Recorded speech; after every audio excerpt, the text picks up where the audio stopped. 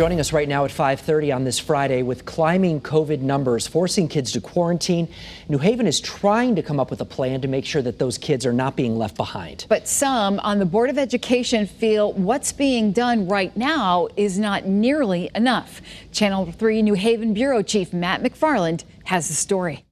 Unlike last year, there's no virtual learning option for kids who are home quarantining. So right now here in New Haven, kids can get an assignment, and then also they can have 2 hours of live instruction with their teacher online following the school day. The district says that's not optimal, but they stress right now they just don't have the staff.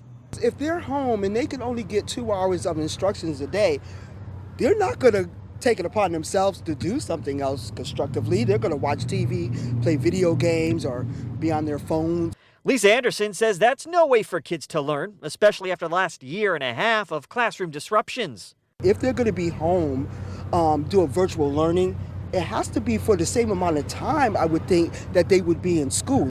And how to make sure kids forced to quarantine are still learning became a hot topic during this week's Board of Ed meeting. Do we have a plan for dealing with children who are quarantined? And that number's growing every day.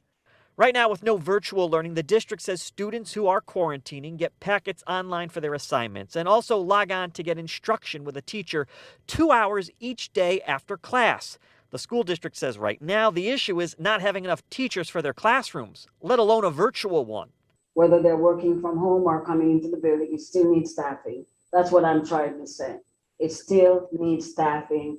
But the district says a virtual academy is in the works since it's required to have one up and running by the 2022-23 school year.